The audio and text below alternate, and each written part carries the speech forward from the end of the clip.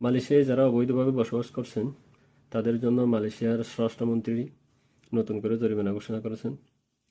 মালয়েশিয়ায় এখনো পর্যন্ত যারা অবৈধভাবে বসবাস করছেন তাদের জন্য মালয়েশিয়ার স্বরাষ্ট্রমন্ত্রী নতুন করে জরিমানা ঘোষণা করছেন। জরিমানার বিষয়টা হচ্ছে, আপনি যদি ভিসার মেয়াদ শেষ হওয়ার পরে 1 থেকে 30 দিন অথবা 1 মাস অবৈধ থাকেন, এর মধ্যে আপনাকে প্রতিদিনে 30 রিঙ্গিত করে জরিমানা দিতে হবে।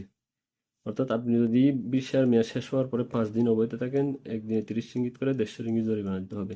যেমন আপনি 1 মাস অবৈধ আছেন, 1 মাসের ভিতরে যদি আপনি ইমিগ্রেশনের কাছে ধরা পড়েন, তাহলে আপনাকে 900 রিঙ্গিত জরিমানা দিতে হবে।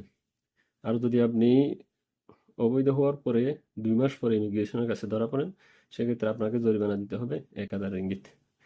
আর যদি আপনি 3 মাস অবৈধ থাকার পরে ইমিগ্রেশনের কাছে ধরা পড়েন, তাহলে সেক্ষেত্রে আপনার জরিমানা দিতে হবে 2000 রিঙ্গিত।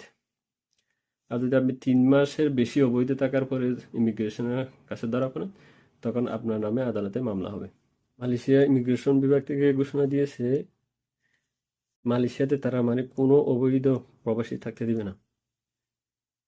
যতদিন না তারা অবৈধ প্রবাসী উচ্ছেদ করতে পারে নাই, ততদিন তারা চিরুনি অভিযান চলতে থাকবে তাদের। তাই যারা অবৈধ আছেন খুব সাবধানে থাকবেন।